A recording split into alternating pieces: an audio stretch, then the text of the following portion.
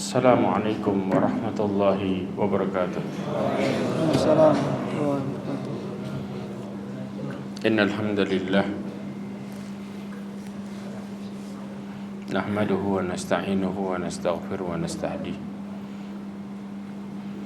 wa na'udzu billahi min shururi anfusina wa min sayyiati a'malina.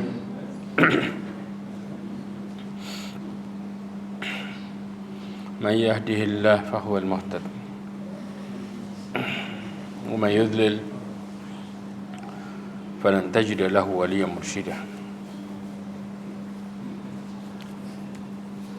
Asyhadu an la ilaha illallah wahdahu la syarika lah. Syukran jazakallahu khair. Wa asyhadu anna Muhammadan abduhu wa rasuluh.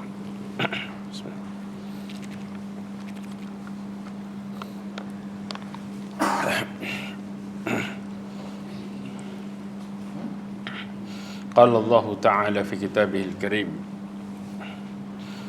A'udzu billahi minasyaitonir rajim. Ya ayyuhalladzina amanu ittaqullaha haqqa tuqatih wa la tamutunna illa wa antum muslimun. Ya ayyuhalladzina amanu ittaqullaha wa qulu qawlan sadida yuslih lakum a'malakum wa yaghfir lakum dhunubakum wa may yuti'illaha wa rasulahu faqad faza fawzan 'azima. Amma ba'd. Ma'asyiral mu'minin rahimani wa rahimakumullah. Alhamdulillah, kita bersyukur pada Allah Azza wa Jalla dengan segala kenikmatan yang Allah berikan kepada kita semua. Salawat dan salam kepada Nabi Muhammad sallallahu alaihi wasallam, khairul anbiya'i wal mursalin, sebaik nabi dan sebaik rasul. Ma'asyiral mu'minin rahimani wa rahimakumullah. Hari ini kita akan membahas tentang bab yang baru ya. Yang sebelumnya sudah selesai kan? Sudah. Kita bahas tentang bab yang baru tentang masalah apa? Tentang nusrah. Ya. Kemarin kita pernah bahas ya, apa yang disebut dengan nusyirah. Apa pengertiannya? Ya. Apa arti kata-kata nusyirah? Apa itu? Mengobati sihir dengan sihir. Nah, sekarang nusyirah ini dari kata nasyara, yansyuru. Artinya apa nasyara? Balik. Ya, kembali. Ya. Maaf. Nasyara itu artinya apa? Membuka, maaf. Al-fath. Nasyara artinya adalah al-fathu, membuka. Nasyara itu juga bisa diartikan al-bastu. Bastu apa? Basata. Basata yabsutu itu artinya membuka. Wallahu yabsutur rizqa liman yasha. Allah Subhanahu wa taala membuka jalan rezeki bagi yang dikehendaki. Ya. Kemudian lawan kata dari at-tay. Artinya apa? Melipat. Ya, at-tay itu artinya melipat. Ini buka apa berarti artinya? Apa yang dibuka? Nah, yang dibuka adalah sihirnya. Sihir itu ya, kalau orang kena sihir itu biasanya mereka diikat. Diikat dengan apa?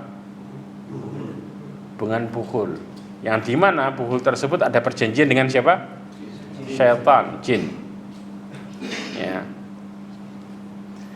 Kemudian kata-kata nusyrah ya, secara istilah adalah dikatakan oleh Al-Imam Ibnu Qayyim dalam kitabnya I'lamul Muwaqqi'in, halus sihr anil mashur, yaitu melepaskan sihir dari orang yang terkena sihir, artinya menghilangkannya. Ya. Kenapa disebut al-bast? Karena penyihir sebelumnya mereka melipat jampi sehingga diuraikan, dibuka dengan cara ya dihilangkan sihirnya. Tapi di sini ada dua jalan sebenarnya, dua cara. Yang satu khilaf, yang satu sepakat. Sebelum kita bahas masalah ini, ya, menghilangkan sihir dengan sihir ini yang disebut dengan an-nashru, ya, para ulama memang khilaf di antara para ulama. Ya.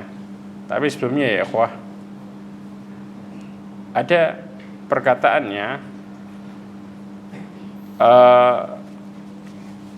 di dalam kitab Taizir Azizil Hamid dikatakan nusrah itu, ya, kenapa dilarang? Karena nusrah yang terkenal adalah di mana menggunakan mantra-mantra yang dilakukan oleh orang jahiliyah seperti menggunakan jimat-jimat. Ini nusrah terkenal dengan istilah itu. Paham? Jadi menyelesaikan sihir pakai apa? Sihir. Paham sampai sini ya? Oke. Terus kemudian dikatakan juga di dalam At-Tamhid bahwa yang dinamakan nusrah, ya, sihir yang di dalamnya di mana jin mengabdi pada tukang sihir dengan syarat tukang sihir tersebut berbuat kesyirikan kepada Allah Subhanahu wa taala selama-lamanya. Jadi semua tukang sihir itu punya perjanjian sama syaitan yang harus mereka musyrik, wajib. Paham? Sehingga sihirnya berjalan. Kalau mereka balik lagi, maka tentunya jin tersebut akan balas dendam. Ini yang terjadi. Ya, makanya perjanjiannya adalah dengan cara apa? Syirik selamanya. Jadi nggak ada istilahnya tukang sihir kemudian bertauhid, mustahil. Ya. Kemudian juga untuk menghilangkan sihir, ya, yaitu dengan cara menghilangkan sebab sihirnya. Makanya memanfaatkan nusrah ini yaitu dengan cara apa? Dengan cara tukang sihir meminta kepada jin, walaupun jin yang lainnya, untuk mengurai sihir tersebut yang pertama. Maka ini disebut dengan apa? Nusrah. Nah, tapi kalau kita berbicara tentang nusrah, ada dua hal. Apakah kemudian sihir itu harus lepas dengan sihir? Jawabannya belum tentu. Ya, pernah Aisyah radhiyallahu anha, ya, bertanya dengan mengatakan, afala ayu syai'in tanasyarta, apakah engkau sudah terlepas dari sihir? Ya, ini yang disebut dengan apa? Istilah nusrah. Nusrah itu melepaskan sihir. Nah, metodenya yang pertama adalah dengan cara syar'i, yaitu apa? Dengan menggunakan ruqyah syar'iyah, ya, kemudian juga obat-obatan, doa yang diperbolehkan. Paham di sini? Sesuai dengan Quran dan Sunnah. Metode yang kedua, nusrah, yang umumnya orang kenal dengan istilah ini adalah yaitu melepaskan sihir dengan sihir itu sendiri. Paham sampai sini? Melepaskan sihir dengan sihir. Yang seperti ini metodenya yang kedua ini ada beberapa model. Sebelum saya jelaskan beberapa model, pertanyaannya, kenapa orang kena sihir?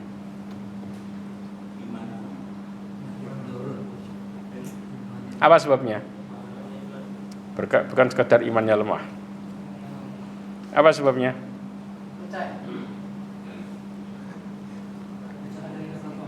Semua orang percaya harusnya adanya sihir, karena sihir itu benar adanya. Makanya Allah SWT sendiri mengatakan dalam Al-Quran, kan? Allah SWT mengatakan, wa ma unzila ala malakin illa bi Babila Harut wa Marut wa ma yu'allimani min ahadin hatta yaqula innama nahnu fitnatun fala takfur. Ini menunjukkan bahwa Allah SWT menjelaskan bahwa sihir itu ada dan kemudian menjadi sebuah fitnah bagi umat manusia. fitnah, ujian. Ya, di mana kedua malaikat tadi tidaklah mengajarkan kepada orang lain tentang sihir kecuali mereka mengatakan janganlah kalian kufur. Kalau kalian belajar kalian bakal kufur. Pertanyaannya manusia tetap belajar enggak? Belajar. Nah, sebab sihir ada 3. Orang kena sihir sebabnya ada 3. Pegang ini baik-baik. Dan ini dikatakan oleh Syekh Abdul Aziz Ibn Baz ya, tentang penyebab orang gampang kena sihir. 1. Lalai dari mengingat Allah, yang antum disebut iman lemah tadi. Pada dasarnya semua itu karena lalai dari mengingat Allah Azza wa Jalla. Jelas? 2. Tidak mau memperhatikan ibadahnya. Maka semua yang kena sihir pasti ibadahnya lemah. Gak mungkin gak. Jelas? 3. Tidak mau memperhatikan zikir-zikir yang diperintahkan oleh Allah. Di antaranya zikir apa? Pagi petang, sahih. Jadi orang yang terkena sihir mereka jauh dari apa? Mengingat Allah, jauh dari ibadahnya, dan jauh dari zikir. Ini 3 penyebab besar ya yang menjadikan ya sebab orang mudah terkena sihir. Ya, makanya kadang-kadang ya ikhwah, enggak semua orang bisa terkena sihir dengan gampangnya. Kadang-kadang ketika seseorang masuk ke dalam pedalaman, ada dukun yang suka ngetes tamunya. Tiba-tiba besoknya dukunnya minta maaf karena ngerasa maaf ya gini dan sebagainya. Padahal tamunya ngerasa biasa-biasa aja. Pernah di zaman salaf saleh ada sebuah rumah yang orang-orang sekitarnya meyakini angker. Jadi istilah angker itu sudah lama.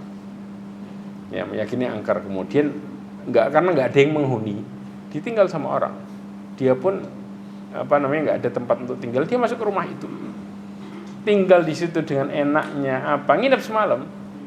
Besok paginya orang-orang pada tanya, apakah terjadi kepadamu sesuatu? Dia mengatakan enggak, sama sekali enggak ada apa-apa. Kok bisa katanya? Ya, rumah ini kan gini dan gini. Subhanallah ya ikhwah. Dan bahkan ya ikhwah, saya pernah diceritakan. Makanya mitos-mitos yang seperti ini sebenarnya nyusahin kita sebenarnya. Ya, kenapa? Antum tahu enggak? Ada satu orang Ustaz cerita, waktu itu Ustaz saya ini cari rumah di Surabaya setengah mati. Keliling harganya 500, 600. Terus katanya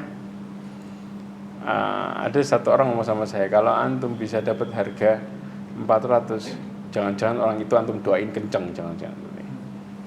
Karena nggak mungkin antum bisa dapat harga segitu. Subhanallah, keliling-keliling di daerah Surabaya, masih kota tengah kan, ya dekatnya di Ponegoro sana, ya dia dapat harga berapa? 290, hampir kurang dari 300. Subhanallah, saya dapat 2 lantai lagi, nggak kecil lagi di rumah. Subhanallah, dijual langsung dibeli sama orang itu. Subhanallah, satu ustaz ini. Dan rumah itu kenapa dijual murah? Karena bekas tempat pembunuhan katanya. Orang mikir pembunuhan jangan-jangan rohnya gentayangan di situ. Itu yang membuat murah ya. Ini nunjukin orang ketika sudah mengaitkan sesuatu dengan yang lainnya, padahal orang yang sudah meninggal selesai sudah. Nggak ada kaitkan sama sekali. Maka ketika seseorang meyakini perkara yang seperti ini, membawa sial dan lain sebagainya, bahkan nggak sedikit di Surabaya ini kita lihat hotel yang lantai 4-nya hilang, ya, ganti jadi 3B, 3 ini dan lain sebagainya, karena perkara-perkara yang seperti ini. Ya, ini akan menyusahkan seseorang yang memiliki keyakinan yang salah, yang sebenarnya tidak terjadi apa-apa. Betul apa enggak? Ya, sehingga seharusnya ketika seseorang meyakini ya bahwa sesungguhnya Allah Subhanahu wa taala menjadi penolong buat dia, kadang-kadang seorang gini, ketika ada orang kemasukan jin, jangan iman ana lemah. Subhanallah, tinggal baca ayat kursi selesai ya ikhwah. Ya, ketika seseorang menunjukkan kelemahannya, maka justru dia akan semakin dikuasai sama syaitan. Ya, bukan secara langsung sebenarnya kadang-kadang, tapi juga syaitan yang menjadi qarinnya dia sendiri. Yaitu apa? Dilemahkan keyakinannya, semakin lemah ketika dia menunjukkan bahwa keyakinannya sama Allah Subhanahu wa taala lemah secara niat, sehingga syaitan akan melemahkan dia semakin dalam. Tapi ketika dia meyakini Allah Subhanahu wa taala sebagai penolongnya, karena sesungguhnya jin itu lemah luar biasa. Dan yang sering terjadi ketika seseorang datang ke sebuah tempat yang asing, mereka mengatakan permisi mbahnya siapa yang dipermisi? Sampai bingung gitu kadang-kadang lihatnya. Ya. Karena jin itu ketika datang seseorang, mereka pergi. Ketakutan mereka dan lemahnya luar biasa. Ya. Makanya Allah SWT mengatakan dikatakan la yuflihu sahir haitsu atah. Enggak akan pernah bahagia tukang sihir dimanapun berada. Karena mereka ini pada dasarnya sihirnya lemah. Kepada orang-orang yang yakin sama Allah Subhanahu wa taala. Membangun keyakinan itu tidak harus diiringi dengan ketika kita mengamalkan semua amalan sunnah. Enggak juga. Ketika antum mempertahankan amalan wajib, itu bentuk keyakinan kita kepada Allah Subhanahu wa taala. Karena Rasulullah SAW ketika ada seorang sahabat mengatakan bahwa aku akan mengamalkan, yang dimana Rasulullah ditanya tentang Islam, dijelaskan tentang amalan yang wajib. Maka kata seorang sahabat ini apa? Aku tidak akan pernah menambahi dan mengurangi. Kemudian kata Rasulullah SAW, kalau dia jujur dengan perkataannya, maka dia beruntung. Ini menunjukkan keimanan dibangun dalam perkara yang wajib. Ya, sunnah itu sebagai penambal. Tapi kadang-kadang ketika ada seseorang kemasukan jin, kita berpikirnya apa? Harus orang yang alim dan lain sebagainya. Enggak. Inilah persepsi yang selama ini yang salah, sehingga seseorang semakin jauh dari agama ini sendiri. Akhirnya apa? Enggak ada angin, enggak ada hujan, ikut kesurupan juga dia. Betul apa enggak? Karena orang-orang sekitarnya semakin menunjukkan kelemahan terhadap siapa? Terhadap syaitan. Paham ya di sini ya? Dan kita ketakutan, nanti kalau anak kesurupan gimana? Sesungguhnya qarinnya sendiri yang nyurupin dia, istilahnya merusak otaknya. Berpikirnya dengan seakan-akan bahwa ketika engkau nanti meru'yah, supaya enggak diru'yah orang itu, maka nanti engkau akan lemah bagaimana, nanti engkau gini bagaimana. Persepsi inilah yang dimasukkan oleh syaitan supaya kita tambah jauh dari agama dan jauh dari dzikir kepada Allah Subhanahu wa taala. Kemudian ketika seorang dikatakan oleh Syekh Abdul Aziz bin Baz senantiasa berzikir, rajin ibadah, memperhatikan dzikir-dzikir yang ada dasarnya, maka ia akan selamat dari gangguan sihir. Orang yang istiqomah menjalankan hal tersebut akan selamat dari penguasaan syaitan. Kenapa? Beda dengan orang yang bermaksiat, senang maksiat. Perhatikan baik-baik. Lalai dari mengingat Allah, sangat rentan terhadap was-was syaitan. Jelas sampai sini? Orang yang suka maksiat dan juga apa? Lalai dari mengingat Allah pada umumnya, baik secara lisannya atau hatinya dan juga anggota tubuhnya, maka mereka gampang kena was-was. Nggak ada yang kena sihir, dianya sudah pikirannya. Kalau contoh jalan di sepi, ngomong merinding, jangan-jangan setan di belakangan. Padahal nggak ada apa-apa. Ini menunjukkan bahwa diri seseorang itu bermasalah secara keyakinan. Ya. Sebagaimana Allah Subhanahu wa taala mengatakan dalam surat Az-Zukhruf ayat 36. Ini yang menjadikan dalil penyebab utama orang kena sihir. Perhatikan dalilnya. Allah mengatakan wa may ya'shu an dzikrir rahmani nuqayyid lahu syaitan fahuwa lahu qarin. Perhatikan. Allah Subhanahu wa taala mengatakan barang siapa yang berpaling dari mengingat Allah Subhanahu wa taala yang Maha Pemurah. Yaitu siapa? Pengajaran Allah Subhanahu wa taala. Pengajaran Allah apa? Allah mengajarkan kepada kita apa? Al-Qur'an. Di dalamnya banyak begitu pelajaran, Maka kami akan jadikan baginya syaitan yang menyesatkannya, dan syaitan itu akan menjadi teman setia yang selalu menyertainya. Kalau sudah menjadi teman setia, maka seorang tersebut gampang terkena apa? Sihir sahih. Jelas di sini? Ya'shu di sini artinya adalah pandangan melemah. Istilahnya pandangan yang menjadi kabur. Kenapa menjadi kabur? Wa may ya'shu an dzikrir rahman Karena pada dasarnya ketika dia melihat aturan-aturan Allah Subhanahu wa taala, dia melihat seakan-akan aturan itu antara dia jalani atau tidak. Mereka menjadikan bahwa aturan Allah menjadi enggak jelas dari kehidupannya. Ini yang disebut dengan apa? Ya'shu an dzikrir rahman. Wallahu a'lam bishawab. Kemudian yang berikutnya. Sekarang pengobatan sihir pakai sihir. Ada 4 metode. Pertama, orang yang terserang sihir datang ke penyihir. Kemudian penyihir meminta kepada jinnya untuk memberitahu buhul-buhulnya di mana. Kemudian orang tersebut melepaskan buhul-buhulnya. Jelas? Buat ngasih tahu oh buhulnya di tempat ini. Karena memang ya ikhwah, untuk menghilangkan sihir itu paling mudah adalah ketika tahu buhulnya. Dengan cara apa? Buhulnya dibacakan ayat kursi kemudian dibakar. Jelas? Maka ini akan hilang pengaruh sihirnya. Kemudian yang kedua adalah penyihir pergi sendiri ke lokasi buhul dan merusak buhul tersebut. Tapi untuk seperti ini harus datang ke penyihir bukan?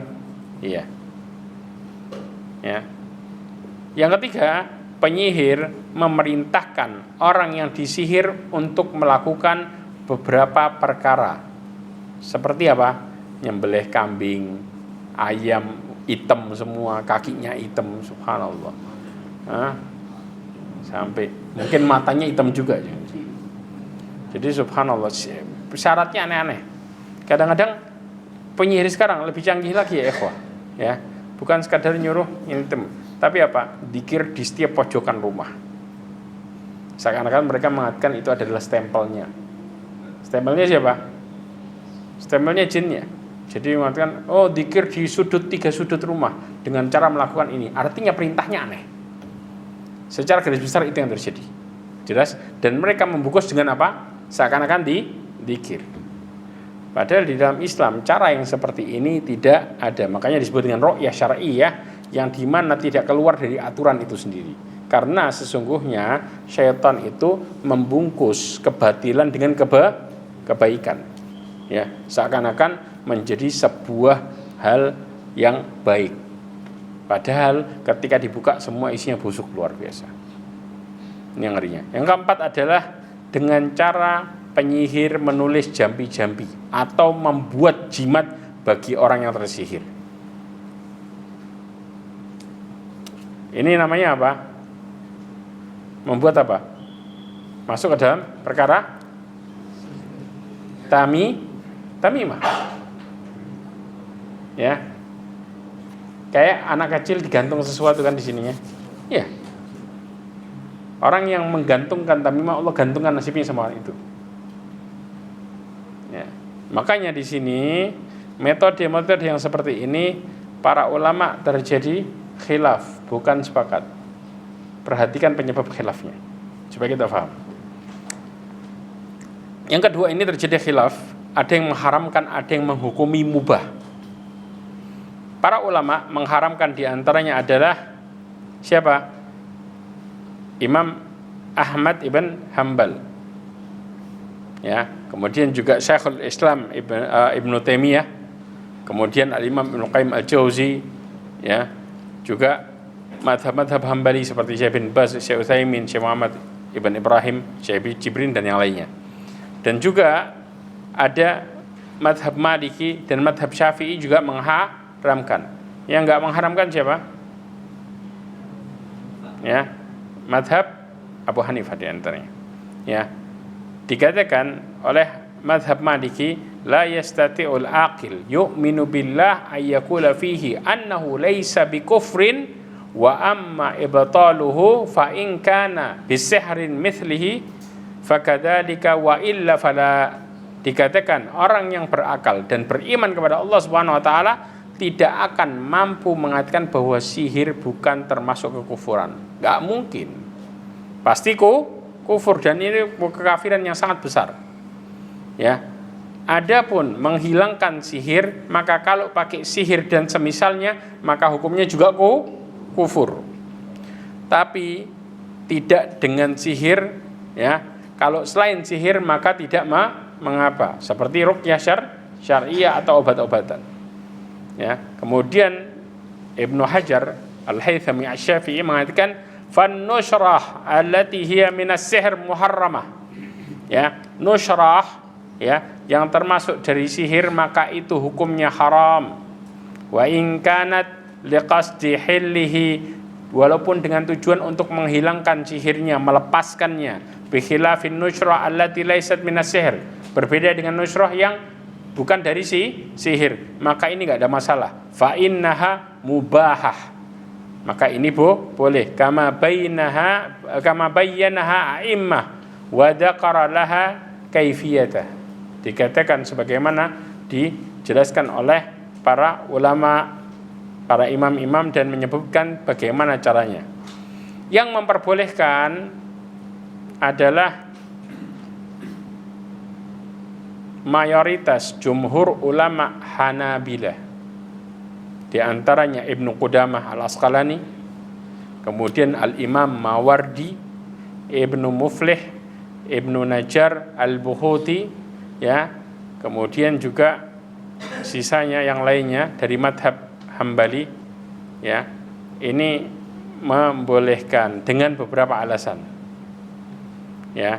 Juga dari kalangan Syafi'i ada yang membolehkan, seperti Al-Imam Al-Muzani, ini membolehkan. Ibnu Najjar Al-Futuhi mengatakan wa yajuzu hallu bisihrin daruratan, penyebabnya adalah boleh menghilangkan sihir dengan sihir dalam kondisi darurat, karena ada kaidah ad-darar tubihul mahdhurat, bahwa sesuatu kepepet istilahnya, ya, membolehkan sesuatu yang sebelumnya dilarang, ya. Para ulama yang membolehkan memiliki beberapa alasan. Yang pertama, 2 alasan. 1, alasannya karena bermanfaat. Ini dijelaskan oleh Al-Imam Ibnu Qudamah Al-Maqdisi dalam perkataannya. Yang kedua, boleh karena tadi. Karena apa? Darurat, sahih. Jadi boleh karena manfaat. Yang kedua boleh karena darurat. Sedangkan penulis kitab Tauhid menghukumi apa? Haram. Ya. Kalau kita bicara yang rajih yang mana? Oke, kita lihat dalil pertamanya. Coba antum baca.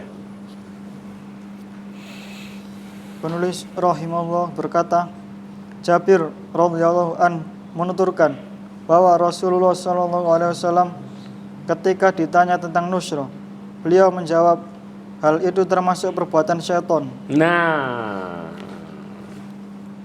ini dalil yang begitu kuat yang dipegang oleh orang-orang yang mengharamkannya. Anna Rasulullah sallallahu alaihi wasallam su'ila 'anin nushrah. Rasulullah SAW ditanya tentang nushrah. Kemudian Rasulullah mengatakan hiya min amali syaitan. Sesungguhnya itu adalah perbuatan setan. Pertanyaannya, perbuatan setan boleh enggak? Enggak boleh. Innama yad'u hisbahu liyakuna min ashabis. Sebagaimana Allah mengatakan, sesungguhnya dia mengajak kelompoknya untuk menjadi apa? Ashabis sa'ir. Yaitu apa? Para penghuni neraka sa'ir. Ya. Kemudian juga dalilnya yang Imam Ahmad ketika ditanya tentang nushrah menjawab, Ibnu Mas'ud membenci itu semuanya. Ya, dikatakan Imam Ahmad, makanya Imam Ahmad bin Hanbal termasuk yang mengharamkannya. Dikatakan mengambil dalil athar sahabat, yaitu Abdullah bin Mas'ud membenci semua itu. Ya, yakrahu di sini menunjukkan adanya haram. Ya, bahwa mengharamkannya. Jelas? Sekarang kita bicara nushrah ini, kalau di pikiran kita, ya, kira-kira di zaman jahiliyah istilah nusroh yang paling gampang apa? Menghilangkan sihir pakai apa? Zaman jahiliyah, sihir. Menghilangkan sihir pakai sihir. Ya. Tapi makanya Rasulullah SAW ketika ditanya tentang nusroh, kembalinya pikiran Rasulullah ke zaman siapa? Jahiliyah. Maka Rasulullah mengatakan hiya min amalish syaitan. Paham sampai sini? Tapi kalau nusrah kembali kepada sekarang, maka bisa jadi nusrah itu ya dengan cara menghilangkan sihir pakai doa yang syar'i. Maka di sini menjadi dua. Kalau kekembalikan seperti zaman jahiliyah, maka nusrahnya adalah dengan sihir, dan ini adalah haram. Ya, karena Rasulullah SAW menjelaskan bahwa termasuk perbuatan syaitan. Kemudian juga Auf ibn Malik mengatakan kunna narki fil jahiliyah. Perhatikan. Dulu kami melakukan ruqyah di zaman jahiliyah. Faqulna ya Rasulullah kaifa tara fi dzalik? Kemudian kami mengatakan kepada Rasulullah SAW, bagaimana menurutmu? Kemudian kata Rasulullah, a'ridu alayya ruqakum. Kata Rasulullah, ya, coba paparkan, peragakan ruqyah kalian. Dipaparkan akhirnya, caranya gimana, dijelasin dari awal sampai akhir. Maka kata Rasulullah SAW, birruqa ma lam yakun fihi syirk. La ba'sa. Enggak apa-apa dengan ruqyah selama tidak ada mengandung kesyirikan. Maka ini diperbolehkan. Rasulullah memberikan syarat selama tidak mengandung kesyirikan. Itu syarat mutlaknya. Ya, berarti kalau kita menyelesaikan sihir dengan ruqyah yang tidak mengandung kesyirikan, maka ini boleh. Sebagaimana hadis ini diriwayatkan oleh Imam Muslim. Jelas?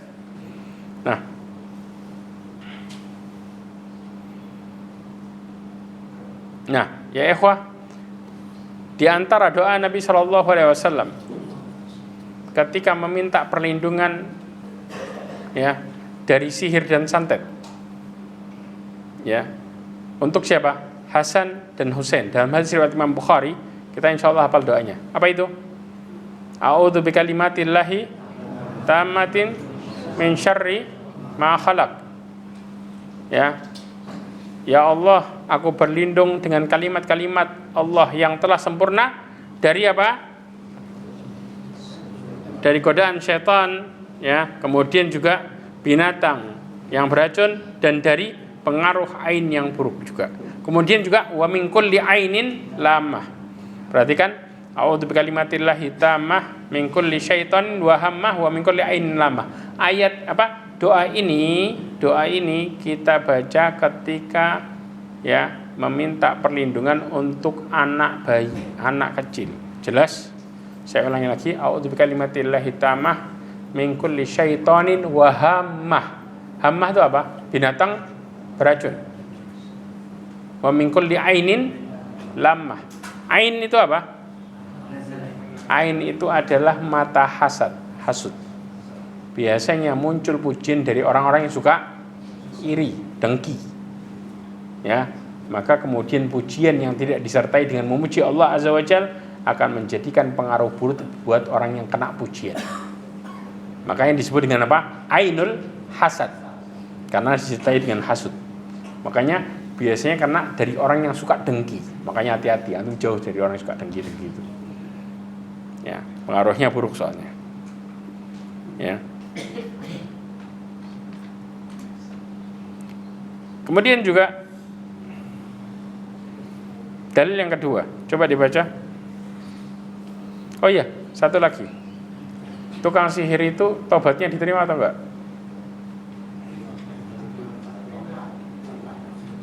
Hah? Mutlak? Begitu ditanya mutlak langsung diem. Takut terjebak. Fihi qaulan, ada dua pendapat.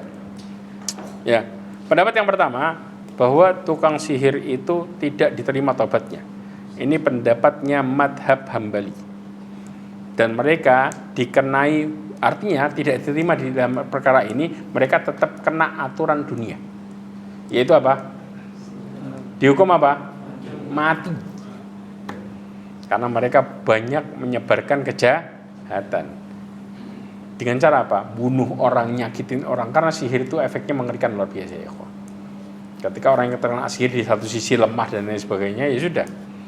Ya, dihukumi hukuman mati. Lalu bagaimana secara lahiriah ya?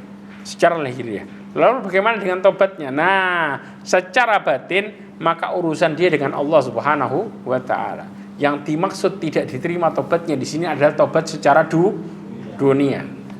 Ya, jadi mereka tetap dikenai hukuman had, yaitu hukuman mati. Masih berjalan harusnya. Ini madhab Hambali. Kemudian pendapat yang lainnya bahwa tobatnya diterima. Maksudnya dia apa? Secara dunia dan akhirat. Sebagaimana keumuman firman Allah Subhanahu wa taala Az-Zumar ayat 53, ayat 53. Allah mengatakan ya ibadi qul ya ibadiyalladzina asrafu ala anfusihim la taqnatu min rahmatillah innallaha yaghfiru dzunuba jami'a. Allah katakanlah wahai hamba-hambaku yang melampaui batas, janganlah kalian apa? Putus asa dari rahmat Allah Subhanahu wa taala. Sesungguhnya Allah mengampuni seluruh dosa. Kemudian dalam hadis Nabi SAW dari Abu Musa al-Asy'ari yang diriwayatkan oleh Imam Muslim, kata Rasulullah SAW, ya, innallaha azza wa jal yabsutu yadahu bil-laili liyatuba musi'un nahar wa yabsutu yadahu bin-nahari liyatuba musi'al lail, ya, hatta tatlu asy-syamsu min maghribiha. Dikatakan sesungguhnya Allah Subhanahu wa taala membentangkan, makanya tadi kita bicara yabsutu, yaitu membuka, membentangkan tangannya, membuka tangannya, ya, di malam hari untuk orang-orang yang bermaksiat di siang hari, dan membuka tangannya di siang hari untuk bertobat bagi orang-orang yang bermaksiat di malam hari, hatta sampai kapan? Matahari terbit dari barat. Paham di sini? Ini menunjukkan bahwa Allah Subhanahu wa taala menerima taubat hambanya kapanpun. Subhanallah ya ikhwah. Ya, ini dalil. Kemudian Rasulullah juga mengatakan dari Abdullah bin Umar yang diriwayatkan oleh Imam Tirmidzi, Ibnu Majah, ya, dikatakan bahwa innallaha yaqbalu taubatal abdi ma lam yugharghir. Allah Subhanahu wa taala akan menerima taubat hambanya selama yugharghir. Apa istilahnya yugharghir? Nyawanya sampai ke tenggorokan, makanya disebut dengan gharghara. Paham? Ini dalil yang kedua. Lanjut lagi. Diriwayatkan dalam Sahih Al-Bukhari bahwa Qatadah menuturkan, aku bertanya kepada Ibnu Musayyab, seseorang yang terkena sihir atau diguna-gunai tidak dapat menggauli istrinya. Terus, apakah boleh disembuhkan dengan nusroh atau dengan cara lain? Ia menjawab, tidak apa-apa hukumnya, karena yang mereka inginkan hanyalah kebaikan dan menolak mudarat. Sedangkan sesuatu yang bermanfaat itu tidaklah dilarang. Nah, insyaallah ya ikhwah, ini diriwayatkan oleh Imam Bukhari, ya, dari Imam Qatadah radhiyallahu anhu.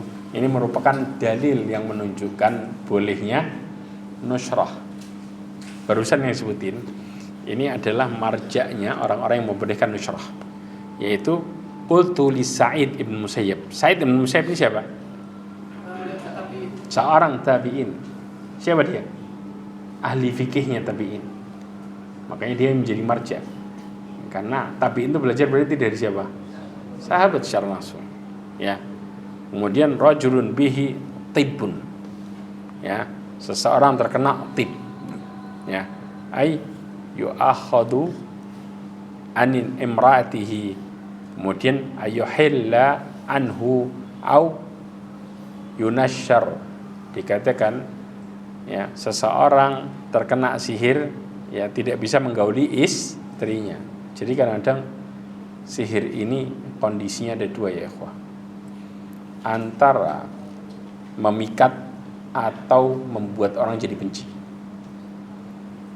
Ulama menjelaskan efek sihir itu bisa jadi pemikat atau bisa menjadikan kebencian. Paham di sini ya? Nah, kondisi yang seperti inilah yang menjadikan sihir ini merusak. Paham? Bentar.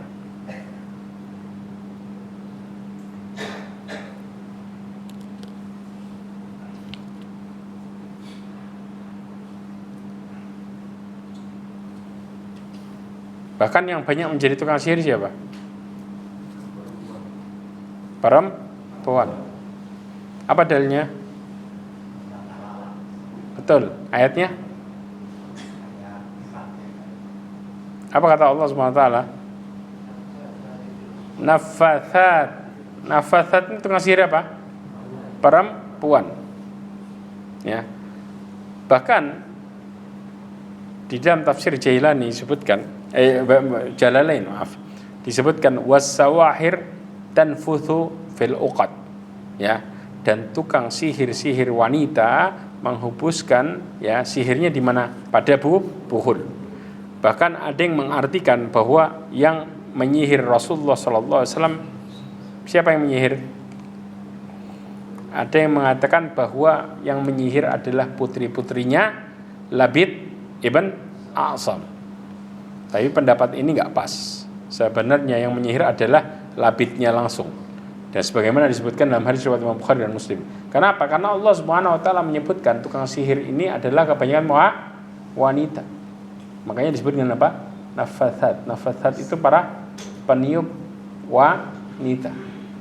Nah, efek dari sihir itulah yang menjadikan seseorang antara mereka itu diikat atau dalam artian mereka cinta, ya, senang sama seorang tapi dalam posisi dipaksa, atau enggak dibuat benci luar biasa. Jadi seakan-akan mereka melihat pasangannya menjadi jijik. Nah, makanya Allah SWT mengatakan ma yufarriquna bainal mar'i wa zawji. Ya. Sihir yang disebut mengikat disebut dengan apa? Pelet. Ya, yang biasanya buat orang jadi senang disebut dengan apa? Pelet. Tapi secara umum kondisi yang lainnya bahwa sihir itu bisa memisahkan antara seseorang dengan pasangannya. Jelas di sini? Ya. Makanya bentuknya adalah sampai seseorang laki-laki tidak bisa menggauli istrinya dengan berbagai macam kondisi, ya ikhwah. Bisa jadi istrinya benci atau istrinya merasa kesakitan, subhanallah. Dengan berbagai macam yang ditanam sehingga merusak. Intinya adalah tujuan sihir, efeknya adalah merusak hubungan suami istri. Ini adalah tujuan paling besarnya syaitan. Kenapa syaitan suka merusak hubungan suami istri? Bahkan iblis dikatakan inna iblis yad'u arsyahu alal ma. Sesungguhnya iblis itu meletakkan singgasananya di atas air. Kemudian datang satu anak buahnya dengan mengatakan aku telah melakukan ini dan ini. Sesungguhnya engkau belum melakukan apa-apa. Sampai datang seseorang, aku telah memisahkan seseorang dengan pasangannya. Iblis turun langsung dari singgasananya dengan mengatakan, wah, engkau baru nih. Kenapa? Karena yang terdolimi bukan cuma 2 orang, tapi berapa? Banyak. Bayangin, pihak laki-laki kena, pihak perempuan kena, belum lagi anaknya kena. Betul apa enggak? Artinya paling senang iblis kemaksiatan yang merusak banyak orang. Satu maksiat tapi efeknya kemana? Di antaranya adalah perceraian. Perceraian ini, ya, Allah Subhanahu wa taala membencinya. Tapi bisa jadi perceraian ini merupakan perkara yang apa? Diwajibkan ketika merusak agama seseorang dalam mempertahankan rumah tangga. Jadi bisa menjadi perkara yang harus lazim ketika merusak perkara agamanya. Allahu a'lam shawab. Kemudian hadis ini menunjukkan dalam ulama Hambali bahwa nusrah itu boleh. Niatnya apa? Baik untuk menolak kemudaratan. Sebagaimana yang dikatakan oleh Sa'id ibn Musayyib. Ini menunjukkan bahwa membolehkan nusrah secara mutlak meskipun dengan menggunakan sihir. Karena Sa'id ibn Musayyib mengatakan secara umum. Paham sampai sini? Ya. Karena nusrah itu metodenya tadi ada berapa? 4 yang pakai sihir. Paham ya? Yang dimana yang pertama dengan cara ditunjukin pukulnya di mana? Yang kedua dengan cara apa? Tukang sihirnya langsung datang ke sana. Yang ketiga dengan cara apa? Nah? Ya, terus yang keempat menuliskan jimat. Sahih. Kemudian kita tutup dengan ini. Dan diriwayatkan dari Al Hasan bahwa ia berkata, tidak ada yang dapat melepaskan pengaruh sihir kecuali seorang tukang sihir. Ya. Ini juga sama. Al-Hasan yang dimaksud siapa? Imam Hasan Al-Basri. Seorang tabi'in bukan? Seorang tabi'in mengatakan la yahillu sihr illa sahir. Tidak ada yang bisa menghilangkan pengaruh sihir kecuali tukang sihir. Berarti kalau untuk menghilangkan pengaruh sihir pakai apa berarti? Nushrah. Yaitu dengan sihir itu sendiri. Ya. Ini dalil yang dipakai. Jadi ini menunjukkan bahwa nushrah itu boleh apa enggak? Berkata Imam Hasan Basri mengisyaratkan sebaliknya, bahwa nushrah itu haram. Ya, karena tidak ada yang bisa menghilangkan pengaruh sihir kecuali seorang penyihir. Sedangkan ketika telah diharamkan untuk mendatangi penyihir, maka konsekuensinya banyak banget. Antum tahu nggak kenapa nushrah itu orang-orang yang mengharamkan nushrah? Karena ada beberapa konsekuensi yang melazimkan dari nushrah. Catat ini baik-baik. Yang pertama, orang yang memanfaatkan nushrah, ya, yang membolehkan ini, tapi kita nggak lepas dari ada ulama yang membolehkan karena mereka melihat itu manfaat. Tapi ada sisi-sisi madarat yang kita harus lihat. Yang pertama adalah bahwa orang yang melakukan ini, mereka melazimkan mendatangi tukang sihir atau dukun. Sedangkan mendatangi dukun dan mendengarkan ucapannya, salatnya tidak diterima berapa hari? 40 hari. Ini sudah melakukan pelanggaran bukan? Ya. Yang kedua, melazimkan untuk membenarkan perkataan dukun itu sendiri atau penyihir. Jelas, sedangkan membenarkannya termasuk syirik besar. Yang ketiga, ini merupakan bentuk pengobatan dengan yang haram. Sedangkan Rasulullah SAW dalam hadisnya dari Abu Dawud disebutkan innallaha anzala da'an wad-dawa. Sesungguhnya Allah menurunkan penyakit dan juga obat. Wa ja'ala likulli da'in dawa. Dan Allah jadikan setiap penyakit ada obatnya. Fatadawa wala tadawau biharam. Maka berobatlah. Maka janganlah kalian berobat dengan sesuatu yang haram. Yang terakhir, yaitu melazimkan bahwa dukun atau penyihir dikasih tempat. Betul apa enggak? Ya. 4 konsekuensi yang menjadikan orang ketika melakukan nushrah itu sendiri. Jelas? Paham sampai sini? Ya. Ini yang akhirnya menjadikan banyak rentetan dosa yang harus diterjang. Sehingga madharatnya lebih besar bukan? Daripada manfaatnya. Wallahu a'lam bishawab. Ya, insyaallah yang berikutnya kita akan berbicara tentang yang membolehkan. Apa pendapat mereka? Kenapa kok dibolehkan? Secara detail kita akan bahas beberapa sifatnya dan apa yang mereka katakan tentang kenapa sampai boleh. Karena ulama itu gak sembarangan untuk berkata sesuatu. Pasti mereka punya timbangan yang sangat kuat tentang permasalahan ini, sehingga mereka mengatakan memperbolehkan. Sampai yang memperbolehkan pun seorang tabi'in, yang dimana Sa'id bin Musayyib bukan orang sembarangan.